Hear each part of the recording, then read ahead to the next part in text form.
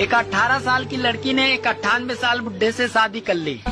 तो लोगों ने पूछा, अरे तुमने शादी के लिए इनमें ऐसा क्या देखा जो इनसे शादी कर ली? तो इतने में लड़की बोली, पहला तो इनका इनकम और दूसरा इनके दिन कम।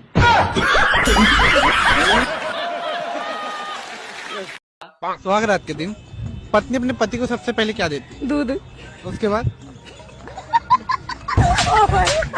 सुनो तो सही, मैंने क्या बोला? दिन बोला, मैंने रात नहीं बोला। हाँ तो कभी मैं दुनिया हिला दूंगा तेरी चाहत में। रहने तो तुम्हारे मुंह से अच्छा नहीं लगता। क्यों? रात को तो खटिया हिलता नहीं, दुनिया क्या घंटा हिलाओगे? एक 18 साल की लड़की ने एक 98 साल बुढ़े से शादी कर ली। तो लोगों ने पूछा, अरे तुमने शादी के लिए इनमें ऐसा क्या देखा जो इनसे शादी कर ली? तो इतने में लड़की बोली, पहला तो इनका इनकम और दूसरा इनके दिन कम। शादी को अभी बस 3 महीने ही हुए। एक दिन कमरे से अचानक तेज आवाजें आने लगी। बीवी गुस्से में चिल्लाने लगी, मैंने अपनी चांदी की चूड़ी टेबल पर रखी थी। इस कमरे में तुम और मैं ही थे और कोई नहीं आया। मुझे पूरा यकीन है इसे तुम्हारी माँ ने ही उठाया है। पति ने शांत रहने की कोशिश की, कई बार कहा, अपनी जुबान संभालो, माँ पर इल्जाम मत लगाओ। लेकिन पत्नी थमने का नाम नहीं ले रही थी। अब वह ऊंची आवाज में बोल रही थी जैसे कोई लड़ाई लड़ रही हो। पति की सहन शक्ति जवाब दे गई। गुस्से में आकर उसने पत्नी के गाल पर एक तमाचा जड़ दिया। पत्नी को विश्वास नहीं हुआ, आंखों में आंसू भर आए और वह सीधा दरवाजे की तरफ बढ़ गई। जाते जाते पलटी और एक सवाल फेंका, तुम्हें अपनी माँ पर इतना यकीन आखिर क्यों है? पति ने दरवाजे के पास खड़ी पत्नी की तरफ देखा और धीमे स्वर में बोला, जब मैं 6 साल का था पिताजी हमें छोड़कर चले गए थे। घर में रोटी के लाले थे। माँ दूसरों के घरों में झाड़ू पोछा करती थी ताकि मुझे एक वक्त की रोटी मिल सके। हर दिन वह एक थाली में मुझे खाना देती थी और खुद एक खाली डिब्बे को ढक कर रख देती थी और कहती, इसमें मेरी रोटियां हैं, तू खा ले बेटा। मैं भी अपनी आधी रोटी बचाकर कह देता, माँ मेरा पेट भर गया, और माँ उस बची हुई रोटी से अपना पेट भरती थी। आज जब मैं 2 वक्त की रोटी कमा रहा हूँ तो क्या मैं यह भूल जाऊं कि मेरी माँ ने अपनी भूख मारकर मुझे बड़ा किया? क्या वही माँ अब बुढ़ापे में एक चूड़ी के लिए लालची हो जाएगी? क्या वो अब इस उम्र में चोरी करेगी? ये सोच भी नहीं सकता। ये शब्द दरवाजे के पीछे खड़ी माँ भी सुन रही थी। उसकी आंखों से आंसू बहने लगे, मगर वो आंसू गर्व और संतोष के थे। माँ के लिए एक कमेंट जरूर करें और इसी तरह की कहानियों के लिए हमारे पेज के साथ जुड़े रहिए।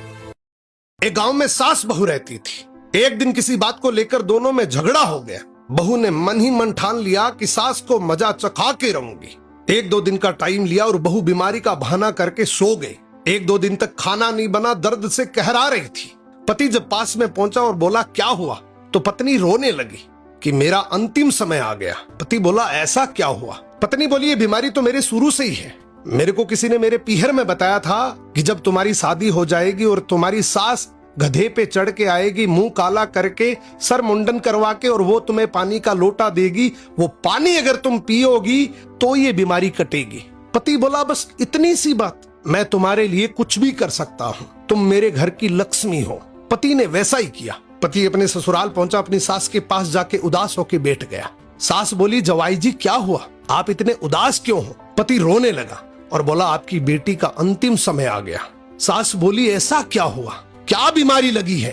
पति बोला, डॉक्टरों वाली बीमारी नहीं है, उसे कुछ और ही तकलीफ है। सास बोली, बताओ जवाई जी, मैं कुछ कर सकती हूँ? पति बोला, हाँ आप ही कर सकती हैं, पर मेरे को बताते हुए शर्म आ रही है, लेकिन यहाँ जान की बाजी है, इसलिए मैं आपको बता रहा हूँ। अगर आप गधे पे चढ़ के आए, सर का मुंडन करवा के, मुंह काला करके, और पानी का लोटा आप अपनी बेटी को दे, और वो पानी अगर आपकी बेटी पिए तो ठीक हो सकती है। सास बोली, बस इतना ही? अरे वो मेरी बेटी है, मैं उसके लिए कुछ भी कर सकती हूँ, मैं तो बूढ़ी औरत हूँ, मेरा क्या बिगड़ेगा? और सास ने वैसा ही किया। मुंह काला किया, गधे पे बैठी, सर का मुंडन करवाया और पानी का लोटा बेटी के हाथ में दे दिया। बहू बहुत खुश हुई। मुंह काला था, पहचान नहीं पाई, और मन ही मन सोचा, आज मैंने मेरा बदला पूरा कर लिया। मुस्कुराकर बोली, देख तिरिया का चाला, गधे पे चढ़ी और मुंह काला। पति भी बहुत होशियार था, वो भी मुस्कुराकर बोला, देख मर्द की फेरी, माँ तेरी के मेरी। कहने का मतलब बस इतना सा है कि हर पति भोला नहीं होता, घर में शांति बनी रहे इसलिए भोला बन के रहता है। याद रखना, अगर दूसरों का बुरा सोचोगे तो एक दिन वो बुरा तुम्हारे साथ ही होगा। एक मूर्तिकार ने एक मूर्ति बनाई। जिसने मूर्ति बनवाई थी वह देखने आया और बोला, नाक बहुत बड़ी लग रही है, इसे छोटा कर दो। मूर्तिकार ने बहस नहीं की, वह औजार उठाकर मूर्ति के पास गया और दिखावे में औजार चलाए थोड़ी मिट्टी भी नीचे गिराई, जैसे उसने नाक छोटी कर दी हो। फिर उसे थोड़ा दूर ले जाकर पूछा, अब कैसी लग रही है? वह बोला, अब बिल्कुल सही।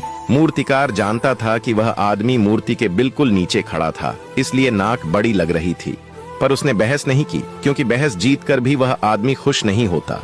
सीख, बहस मत करो, लोगों को परिणाम दिखाओ।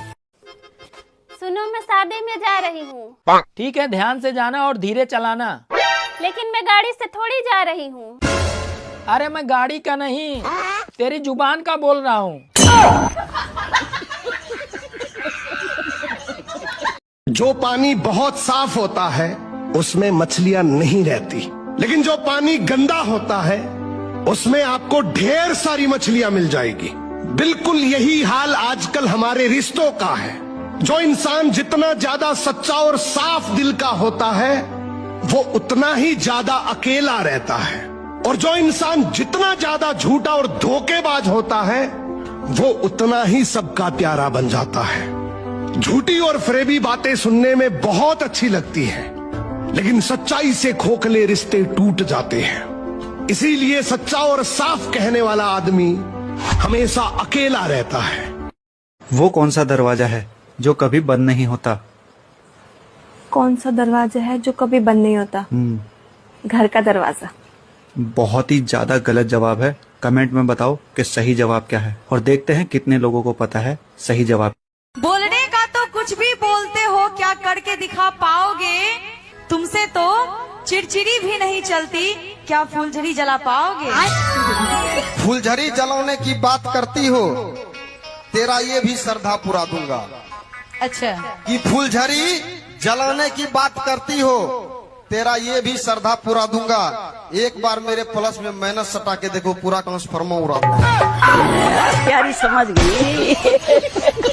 औरत की ऐसी कौन सी चीज है जो पूरी दुनिया देख सकते है लेकिन उसका पति नहीं देख सकता? मैं आपको क्या नहीं दिखा सकती, मैं तो सब कुछ दिखा सकती हूँ। दोस्तों आप बताओ कमेंट में। ऐसा कौन सा दूध है जिसे कोई पी नहीं सकता? दूध कोई पी नहीं सकता, सभी दूध तो पीते हैं। एक दूध है जिसे कोई नहीं पी सकता। जानवर का। जानवर का दूध तो पीते हैं सभी। भेड़ का। तो भेड़ क्या जानवर से अलग है? नहीं। दोस्तों आप लोग बताओ। सुनो जी, दारू पीने के बाद तुम बहुत अच्छे लगते हो। लेकिन आज तो मैंने दारू नहीं पी है। अरे आज मैंने पी है। शर्म नहीं आई